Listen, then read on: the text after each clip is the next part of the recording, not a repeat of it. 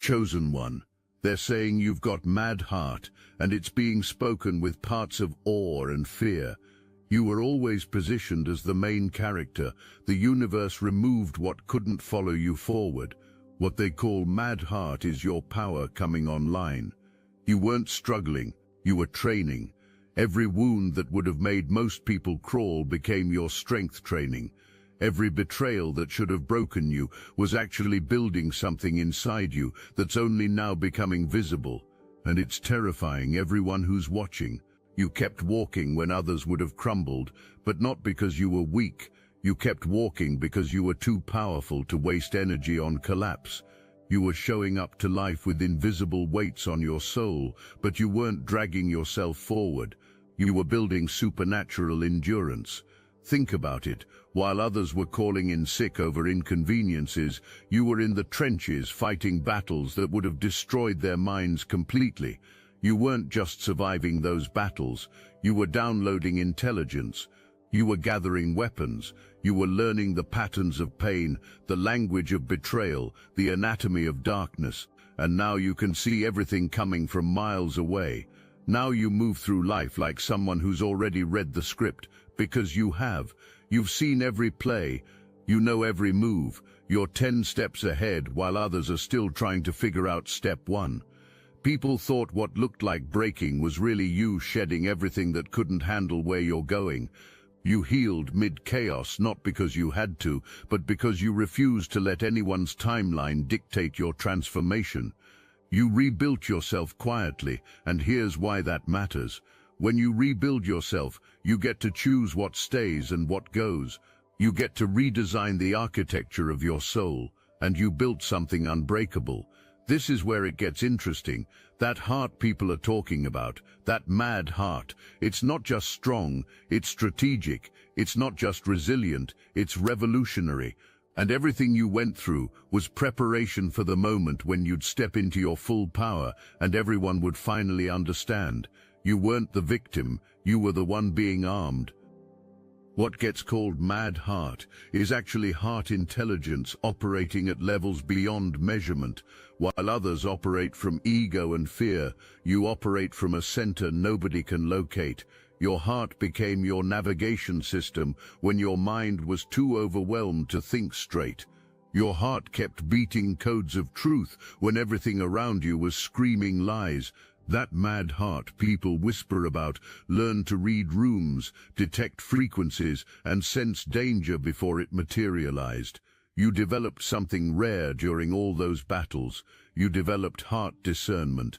This is the ability to feel what people mean beneath what gets said, to sense intentions hiding under smiles, to detect the energy shift before the mask slips. People think you're just intuitive, but you're not. You're highly trained. Every person who betrayed you taught you a new language. Every situation that tested you sharpened a new skill. You weren't breaking down. You were breaking through to abilities most people never access. And here's what makes your mad heart dangerous. It combines strength with sensitivity. Most people choose one or the other. They either become hard to survive or stay soft and get destroyed. But you did something people said was impossible. You stayed soft enough to feel everything while becoming strong enough to handle anything. That combination creates a power nobody has defense against. You can love people deeply and leave them completely.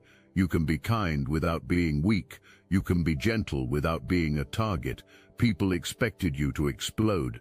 They needed you to snap so someone could finally say, "See, we knew something was wrong." But you did something that absolutely destroyed the entire narrative. You stayed calm, and that calm wasn't weakness. That calm was warfare. Because here's what you understood that others didn't. When you respond to chaos with more chaos, you're playing someone else's game. But when you respond to chaos with peace, you change the entire game board. You chose grace, but let's be clear about what grace really is. Grace isn't being soft. Grace is being so strong that you don't need to prove it. Grace is being so dangerous that you don't need to threaten.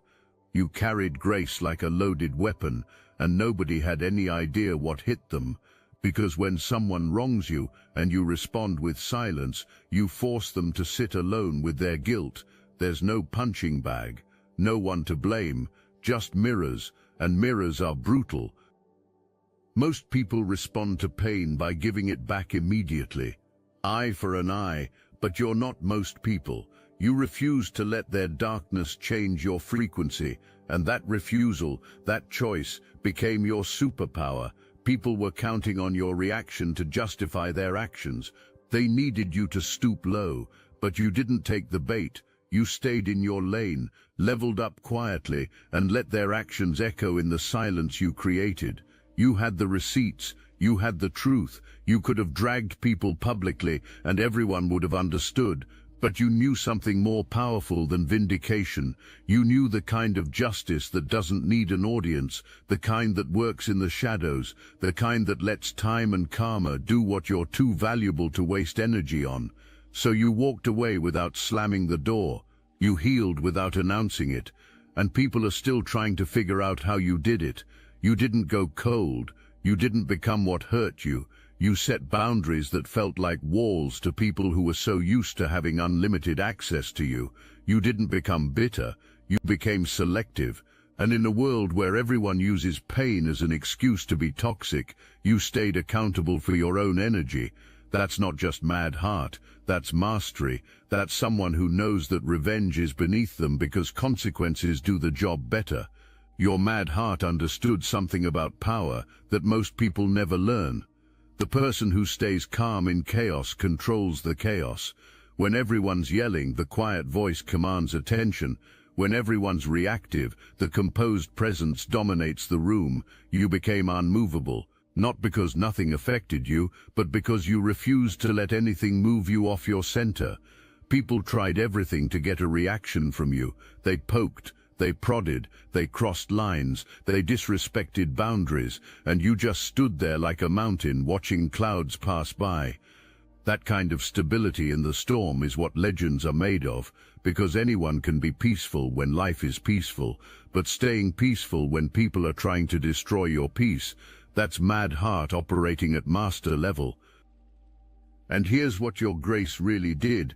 It removed their power. People wanted your anger because anger is predictable. Anger can be manipulated. Anger gives them ammunition. But your grace gave them nothing to work with. No reaction to twist. No outburst to weaponize. Just calm, quiet, terrifying grace that made people realize something profound. Your mad heart knew that the best way to defeat someone is to refuse to fight them. You let them exhaust themselves while you conserve energy for building your empire.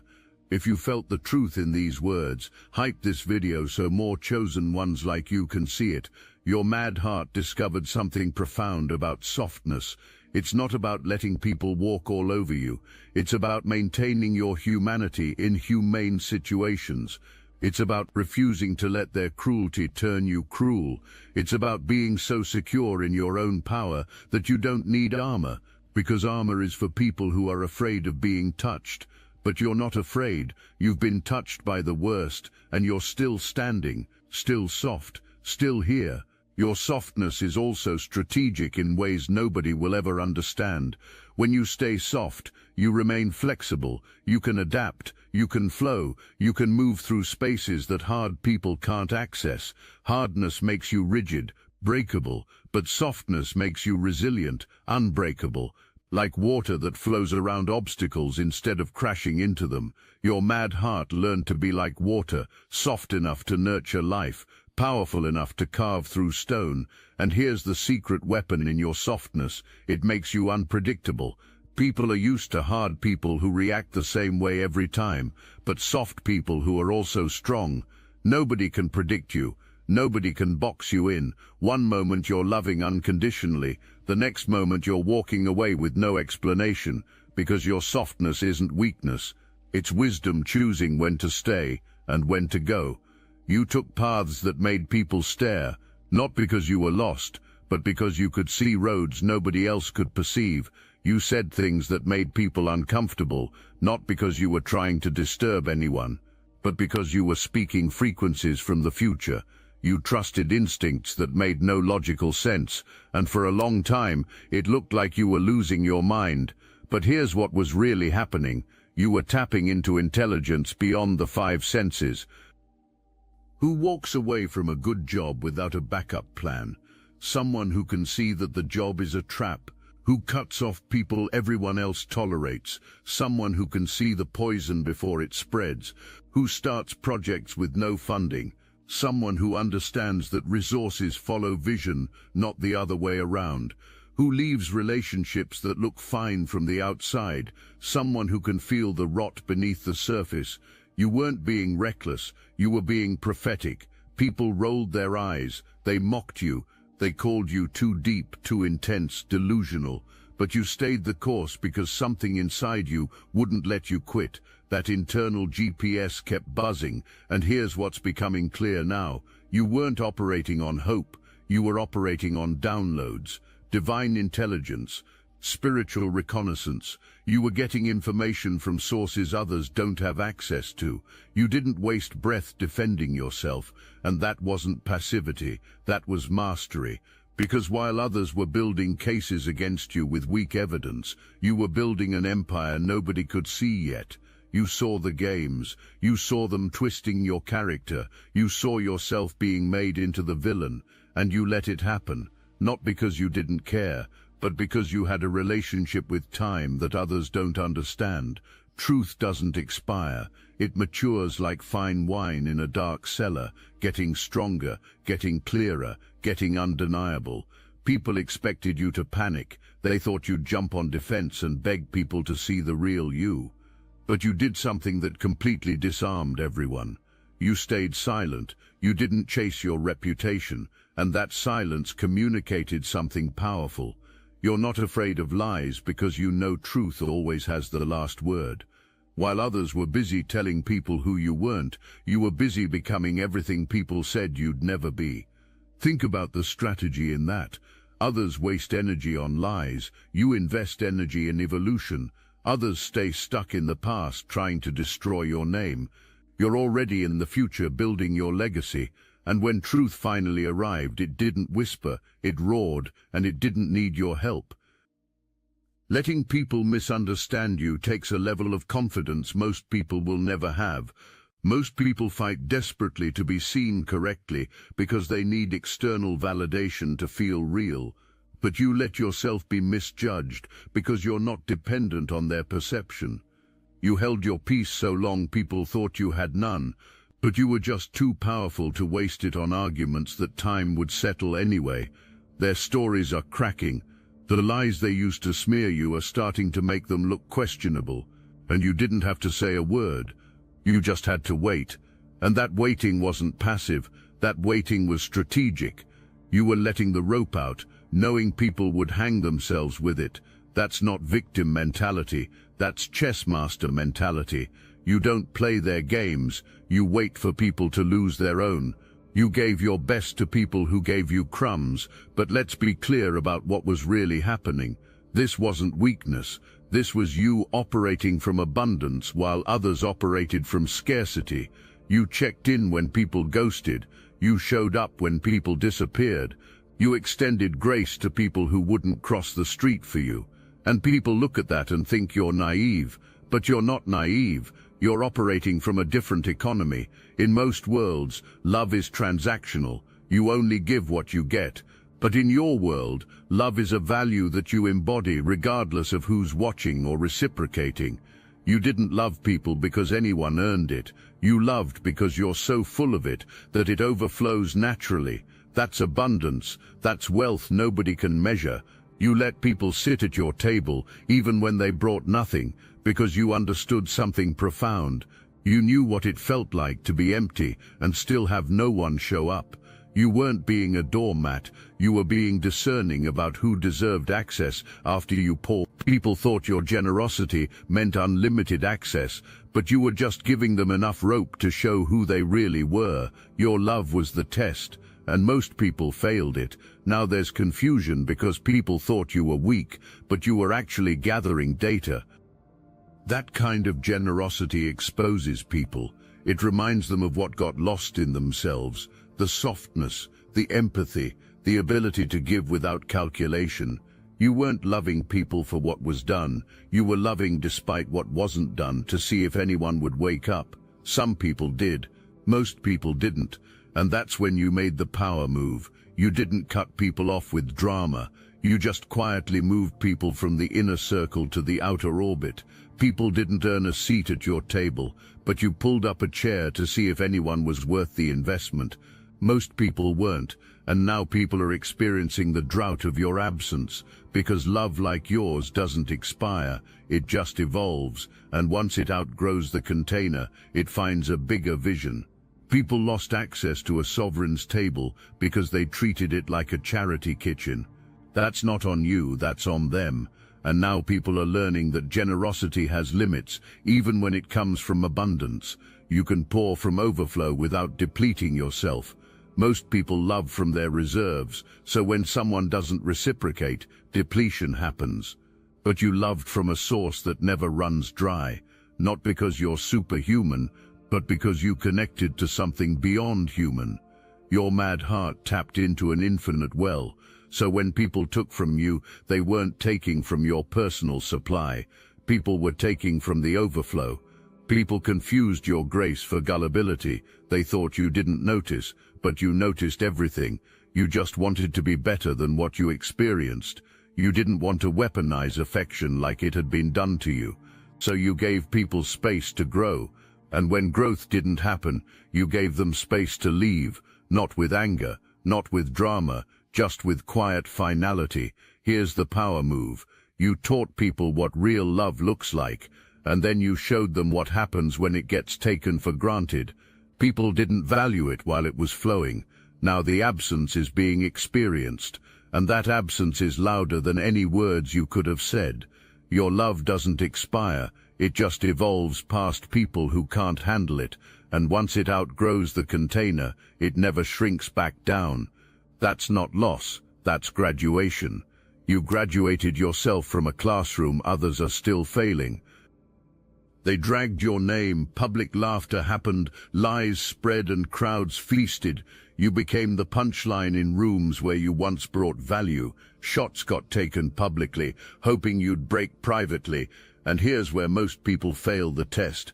Panic sets in, defense mechanisms activate. People lose themselves trying to correct a narrative that's already viral. But you passed a test nobody even knew was being given. You stood there with your name in their mouths and your power fully intact. You didn't run around with corrections. You didn't beg to be seen accurately.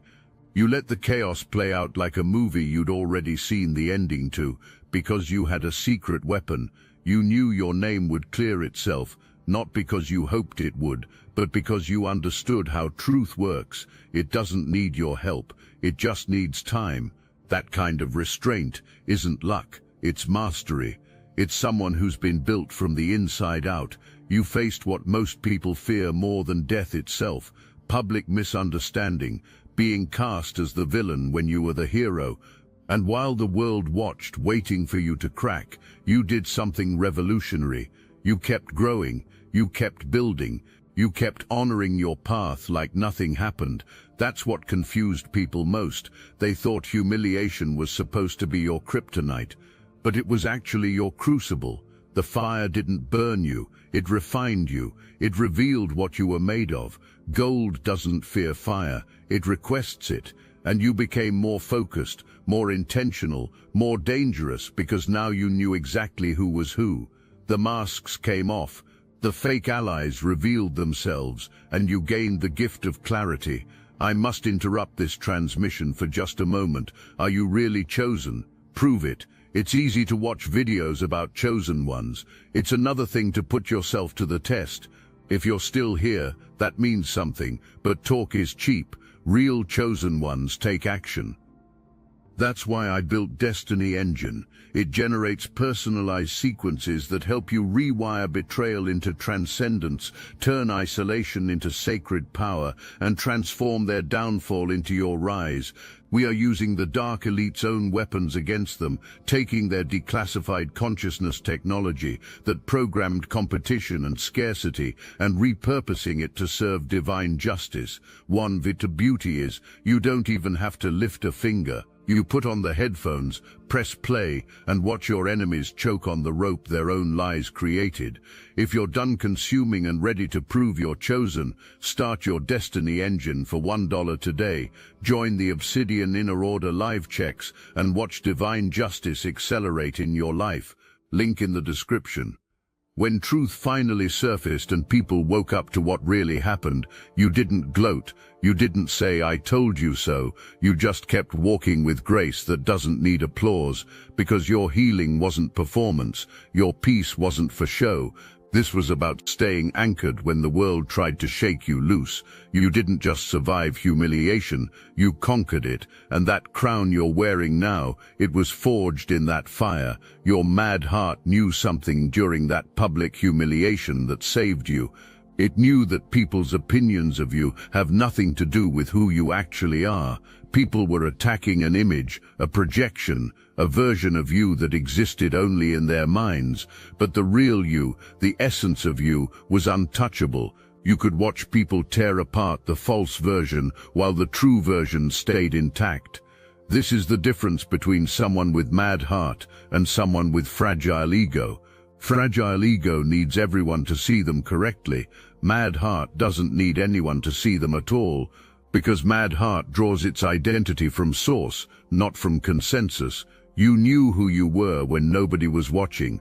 You knew your worth when everyone was saying you were worthless. You knew your truth when lies were trending. You knew exactly what was happening. Every shade, every fake smile, every conversation that died when you walked in. You caught it all. You saw their moves 3 steps before anyone made them. You picked up on agendas people thought were hidden.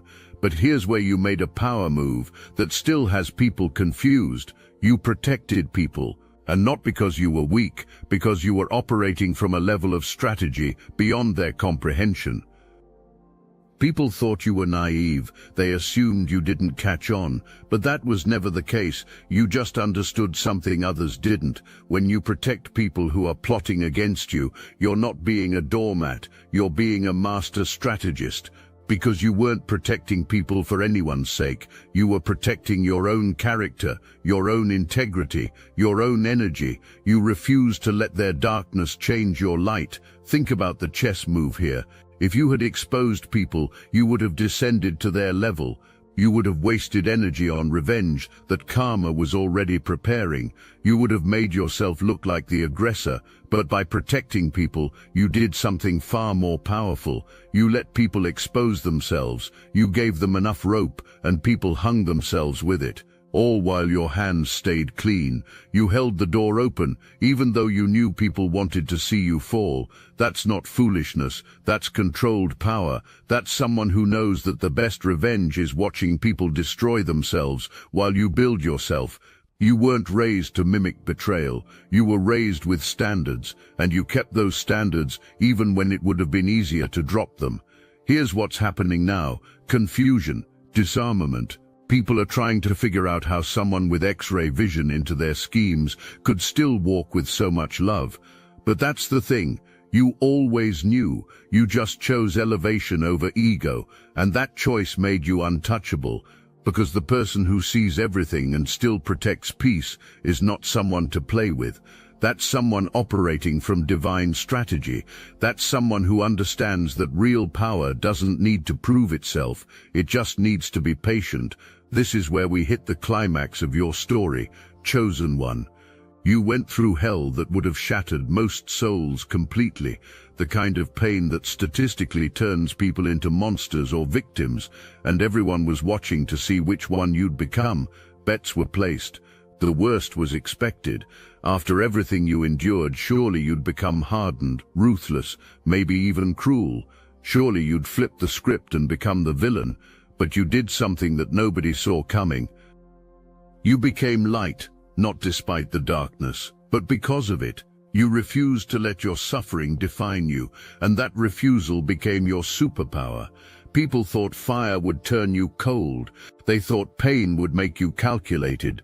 They thought trauma would make you weaponize your wounds. Instead, you became the living proof that you can walk through hell and come out glowing, not burned, glowing.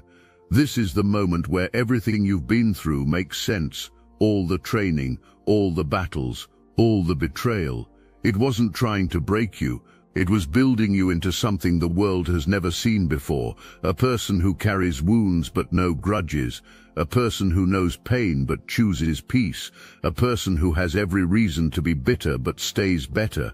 You're the anomaly, the glitch in their matrix, the proof that their excuses don't work. While people expected you to lash out, you showed up with compassion nobody could understand.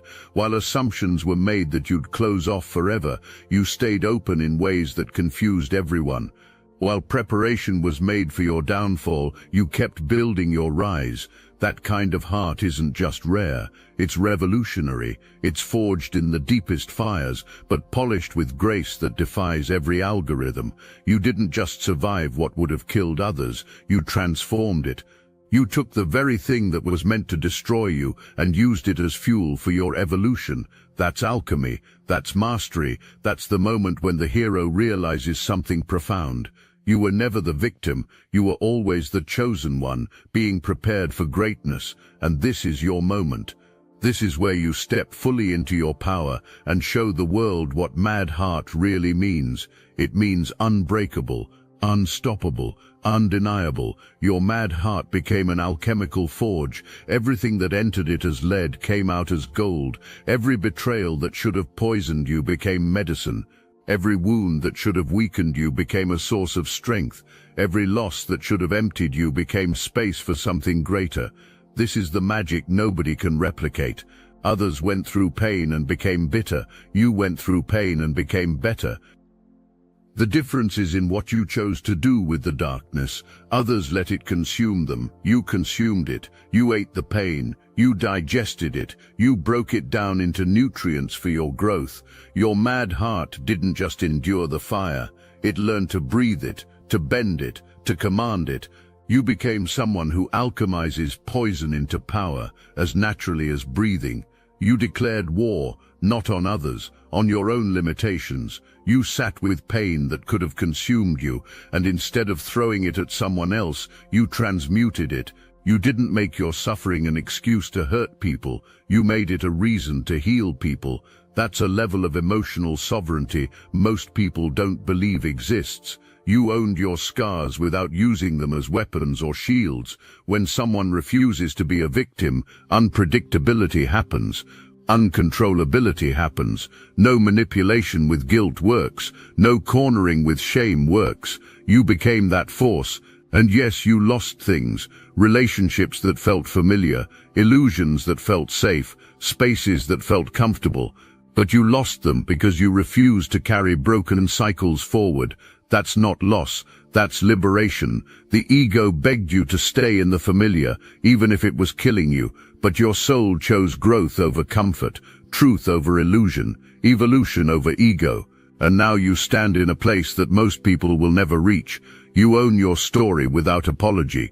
You carry your scars like badges of honor, not shame. You transformed your pain into purpose. That's not just healing, that's ascension. You didn't heal to make anyone comfortable. You healed to make yourself unstoppable. You didn't choose peace to be nice. You chose peace because you understood it's the ultimate power move. When you're at peace, you're untouchable. When you've done the inner work, external chaos can't reach you. You graduated from the school of pain with mastery and resilience, and now you're teaching a class nobody can afford to skip. Your mad heart made a sovereign choice. It chose evolution over ego. It chose truth over temporary comfort. It chose freedom over familiarity. And that choice separated you from the masses permanently, because most people never make that choice. People stay in familiar pain rather than risk unfamiliar healing. People cling to comfortable dysfunction rather than pursue uncomfortable growth. But you saw through the illusion. You realized that staying broken isn't loyalty to your past, it's betrayal of your future. You realized that holding on to pain doesn't honor the people who hurt you. It dishonors the person you're meant to become. Your mad heart said enough, not with anger, with clarity, not with bitterness, with boundaries. You drew a line and said everything before this line stays in the past. Everything after this line is mine to create. You carried wounds nobody asked about. You felt pain that wasn't yours to carry, inherited like cursed heirlooms. And while others reacted to trauma by spreading it, you did something radical. You stopped the cycle. You took that pain, looked it dead in the eye, and transformed it into sanctuary. You didn't let it poison you. You alchemized it into healing space for others. You became the person you searched for and never found, not because you're a martyr, but because you're a builder, an architect. You created what the world failed to give you, someone who listens without judgment, who holds space without agenda, who heals without conditions. That's not just rare, that's revolutionary, because it takes facing your brokenness and choosing not to pass it forward. Now people are drawn to you like gravity. Some people worship your energy because you make them feel safe in ways nobody else can. They find peace in your presence that they've searched for their entire lifetimes. But here's what's interesting. Others resent needing you. They hate feeling vulnerable around you because it forces them to face themselves. Your strength is a mirror that shows their weakness, and mirrors either inspire growth or trigger destruction. But you don't shrink. You don't dim your light because readiness isn't there. Your energy is shelter, yes, but it's also challenge. It's a reflection of what got buried, what got denied, what refuses to heal. You hold space not to enable comfort, but to encourage evolution, and that's the mark of true power. You're not here to make people comfortable. You're here to show them what's possible when you choose healing over hiding. You became the safe space you never had, and that's your legacy. Not because you're a victim who survived, but because you're a victor who thrived. You took the very thing that should have destroyed you and turned it into the thing that saves others. That's not just mad heart. That's divine architecture. You're not building houses, you're building havens. And everyone who encounters you either transforms or reveals themselves. Either way, you win. Your mad heart broke generational curses with your bare hands. You looked at the pain that was passed down like an inheritance and said, "This ends with me." You refused to pass the trauma forward. You refused to repeat the patterns. You refused to become what hurt you. And in that refusal, you freed not just yourself, but everyone who comes after you. People are whispering your name again, but this time the whispers sound different. There's no more confusion, just recognition. No more judgment, just respect. No more doubt, just awe. People finally understand what was being witnessed. You've got mad heart, not because life was easy, but because you refused to let anything corrupt the essence of who you are. You walked through fire and emerged glowing. You faced betrayal and chose grace. You carried love where hate should have lived, and you transformed while still in the flames. That's not survival, chosen one. That's dominance. That's a soul assignment completed in real time. That's proof that excuses are just excuses. That pain is not permission to become a monster. That trauma is not a valid reason to stay broken. You are the evidence, the walking contradiction to victim stories, the breathing testimony that choosing differently is possible even when it's hard. Your mad heart set a new standard that can't be met. You showed what's possible when someone refuses to break, when someone chooses transformation over trauma, when someone picks power over pity.